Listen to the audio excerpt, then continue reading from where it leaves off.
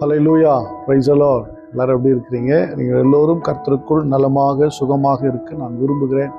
கர்த்தர் உங்களை ஆசீர்வதிப்பாராக. இன்றைய நாள் மெய்ப்பனின் சத்தம் ஒரு மிஷனரி சம்பவத்தை நம்ம பார்க்கலாம். அமெரிக்க தேசத்தை சேர்ந்த ஒரு எழுத்தாளர், ஒரு பெண் எழுத்தாளர், லேடி பர்ட் அப்படிங்கிற ஒரு பெண்மணி. அவங்க பாலைவனத்தில் நீரோடைகள் அப்படிங்கிற ஒரு புத்தகத்தையும், பள்ளத்தாக்கில் நீரூற்றுகள் என்கிற 2 புத்தகத்தை எழுதியிருக்கிறாங்க.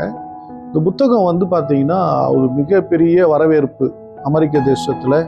அப்படி இருக்கும்போது இவங்க ஒரு ஓரியண்டல் அப்படிங்கிற ஒரு சங்கத்தை உருவாக்குறாங்க. இந்த ஓரியண்டல் மிஷனரி சங்கம், இந்த சங்கத்தை உருவாக்குறாங்க. அங்கே ஒரு ஒரு சகோதரர் சார்லஸ் கவுமேன் அப்படிங்கிறவர் ஜாப் ஜாயின் பண்ணுறாரு. தந்தி ஆப்ரேட்டராக இருக்கிறாரு.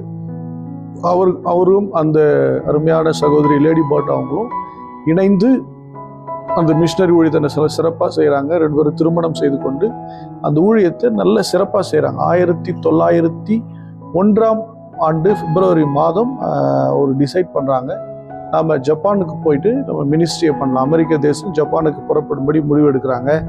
அங்கே ஜூஜி நகடா அப்படிங்கிற நபரோடு கூட இணைந்து ஜப்பானில் மிஷனரி ஊழியத்தை ஸ்டார்ட் பண்ணுறாங்க. அப்படி அங்கே போய் என்ன பண்ணுறாங்க, தினந்தோறும் சுவிசேஷம் சொல்கிறாங்க. ஈவினிங்கில் நற்செய்தி கூட்டம் பண்ணுறாங்க. பட் அது அவங்களுக்கு இந்த தம்பதியர்களுக்கு திருப்தி இல்லை. அந்த சார்லஸ் கவுமேனுக்கும் லேடி பர்ட்டுக்கும் திருப்தி இல்லை. அதனால் அவங்க என்ன பண்ணுறது, உட்கார்ந்து ரொம்ப நாள் ஜோம் பண்ணி யோசிக்கிறாங்க. 5 வருஷத்துக்குள்ளே ஜப்பானில் இருக்கிற எல்லாரும் சுவிசேஷத்தை நம்ம சொல்லணும் அப்படின்னு ஒரு பிளான் பண்ணி ஒரு பெரிய முயற்சியாய் மிஷனரி குழுக்களை உருவாக்கி அங்கேருந்து என்ன பண்ணாங்க, சுவிசேஷத்தை சொல்வதற்குண்டான எல்லா வேலைகளையும் திட்டமிட்டு அழகாக செய்கிறாங்க. வேதாகமத்தை விநியோகிக்கிறாங்க. வீடுகள் தோறும், நகரந்தோறும், வீடு வீடா தொடர்ந்து செஞ்சுக்கிட்டே இருக்கிறாங்க. நாள் இல்லாமல், ஒரு நாள் இல்லாமல். அப்படியே ஒரு நாள் பார்த்தீங்கன்னா ரொம்ப சார்லஸுடைய ஹெல்த் ரொம்ப வீக் ஆகிடுது. அதனால பார்த்தீங்கன்னா அவர் வலுக்கட்டாயமாக எங்கே அனுப்பப்பட்டார், அமெரிக்காவுக்கு அனுப்பி நீங்கள் போய் ட்ரீட்மெண்ட் பார்த்துட்டு உங்கள் உடம்பு நல்லபடியாக பார்த்துட்டு வாங்க அப்படின்னு அனுப்பிட்டாங்க. அதுக்கப்புறம் 1918ஆம் ஆண்டு அங்கே இருக்கிற அந்த நற்செய்தி குழுக்கள் இன்னும் அதிகமாக வேலை செய்கிறாங்க. மிகப்பெரிய அந்த நற்செய்தி கூட்டத்தினுடைய பிளான், சின்ன சின்ன குருசைட்ஸ் எல்லாம் மிகப்பெரிய அளவில் கிட்டத்தட்ட 1,61,000 மைல்கள் கடந்து கிட்டத்தட்ட 60,000 மில்லியன் மக்களை கிறிஸ்துவுக்கென்று ஆதாயப்படுத்தினதாக சொல்லப்படுகிறது. அல்லேலூயா.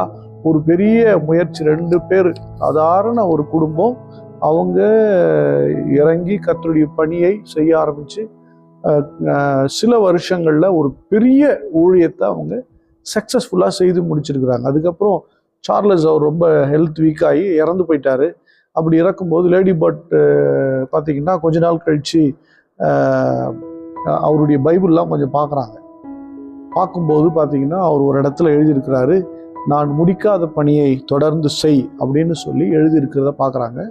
அதனால் அவங்களுடைய மனைவி லேடி பர்ட் கவுமேன் திரும்ப ஜப்பான் தேசத்துக்கு அவங்க உயிருள்ள நாளெல்லாம் அந்த மிஷனரி பிரயாணத்தை, அந்த அமெரிக்க தேசத்திலிருந்து ஜப்பானுக்கு வந்த மிஷனரி பிரயாணத்தை, அந்த ஊழியத்தை இன்னும் சிறப்பாக மிக அழகாக செய்து முடித்தார்கள் என்று பார்க்க முடிகிறது. எனக்கு அன்பானவர்களே, சுவிசேஷ பணி என்பது ஏதோ தெருமுனையில் நின்று பேசிட்டோம், ஒரு செய்தி கொடுத்துட்டோம், இப்படிலாம் கிடையாது. அது ஒரு சுவாசம், மூச்சு மாதிரி. ஊழியத்தில் காஸ்பலுங்கிறது அதாவது சுவாசம் மாதிரி. சுவிசேஷத்தை சொல்லிக்கிட்டே இருக்கணும். போயிட்டே போக போக போக அது பலமான காரியங்களை செய்யும். அல்லேலூயா. இதனால் நான் உங்களுக்கு சொல்கிறேன், நீங்கள் ஒரு சுவிசேஷ மனிதனாக, ஒரு சுவிசேஷகியாக நீங்கள் மாறிடுங்க. வேலை செய்கிற இடத்துல, படிக்கிற இடத்துல, தொழில் பண்ணுற இடத்துல, உங்கள் உறவுகள் மத்தியில், நண்பர்கள் மத்தியில் உங்கள் சுவிசேஷத்தை நீங்கள் பலமாய் சொல்லுங்கள். கர்த்தர் உங்களோட இருப்பார். ஸ்தோத்திரம் பண்ணுவோமா? ஸ்தோத்திரம் ஆண்டவரே. சார்லஸ் கவுமேனுக்காக, லேடி பர்ட் கவுமேனுக்காக ஸ்தோத்திரம். செய்த ஊழியங்கள் மிக அளவில் ஆண்டவரே பெரிய அளவில் கிரியை செய்ததுக்காக ஸ்தோத்திரம். அவருடைய தலைமுறைகள் அந்த பலனை அனுபவிக்கட்டும். அவர்களும் எழும்பி செயல்படட்டும். ஆண்டவர் அன்றைக்கு பற்ற வைத்த அந்த எழுப்புதல் தீ இன்று வரையிலும் ஜப்பான் தேசத்தில் கடந்து போய் கொண்டிருக்கிறது. ஆண்டவரே அதே போல எங்கள் தேசத்திலேயும் ஒரு எழுப்புதல் தீ தீவிரமாய் கடந்து போகட்டும். பார்க்கிற ஒவ்வொரு பிள்ளைகளுக்குள்ளே ஆண்டவரே அந்த சுவிசேஷ தாகத்தை கர்த்தர் தருவீராக. இயேசு கிறிஸ்துவின் நாமத்தினால் ஜெபிக்கிறேன், ஜீவனுள்ள நல்ல பிதாவே. ஆமென். God bless you.